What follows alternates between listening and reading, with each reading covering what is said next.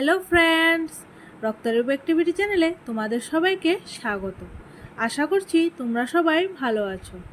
এই গরমের দিনে শরীর আর পেট ঠান্ডা করবার জন্য কিন্তু আমরা নানান রকম শরবত বানিয়ে খেয়ে থাকি। আজকে আমি তোমাদের সাথে ঠিক সেই রকমই রিফ্রেশিং একটি শরবতের রেসিপি শেয়ার করব।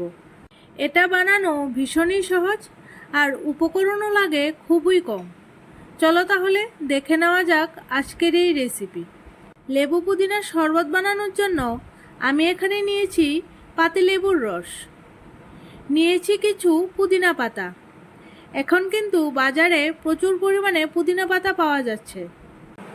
আর নিলাম ব্ল্যাক সল্ট। এবারে শরবতটা বানানোর জন্য ধুয়ে পরিষ্কার করে রাখা পুদিনা পাতাগুলিকে নিয়ে নিলাম মিক্সি জারের মধ্যে। সাথে দিলাম 3 টিস্পুন পরিমাণ চিনি,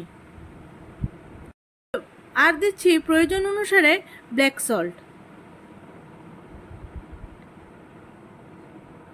সবার শেষে দিয়ে দিলাম পাতিলেবুর রস। এখন এগুলির সাথে সামান্য পরিমাণে ঠান্ডা জল মিশিয়ে নিয়ে খুব ভালোভাবে পেস্ট করে নেব। দেখো, পুদিনা পাতার পেস্ট কিন্তু আমাদের তৈরি হয়ে গেছে। এবারে সার্ভিং গ্লাসের মধ্যে দিয়ে দিচ্ছি কিছু পরিমাণে বরফের টুকরো।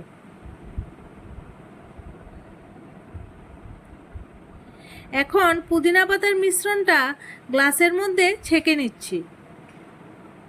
ছেঁকে নিলে ভালো হয়, কারণ বড় কোনো টুকরো থেকে থাকলে তাহলে সেটা আর গ্লাসের ভিতর পড়বে না।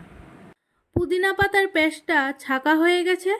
এখন গ্লাসে অ্যাড করছি ঠান্ডা জল। গরমকালে এই শরবতটা খেতে কিন্তু অনেকেই ভীষণ পছন্দ করে। তোমরাও একবার বাড়িতে ট্রাই করবে। আশা করি তোমাদেরও খেতে ভালো লাগবে। প্রতিদিনের মতো আজকের এই রেসিপিটাও যদি তোমাদের ভালো লেগে থাকে তাহলে একটি লাইক করে ফ্রেন্ডস এবং ফ্যামিলির সাথে শেয়ার করো। আর এরকম ইজি রেসিপির আপডেট পেতে আমার চ্যানেলটিকে সাবস্ক্রাইব করে রেখো। তবে বন্ধুরা, তোমাদের সাথে আবারও দেখা হচ্ছে নতুন একটি রেসিপির সাথে। ততক্ষণের জন্য তোমরা এই রেসিপিটাকে এনজয় করো। Good bye.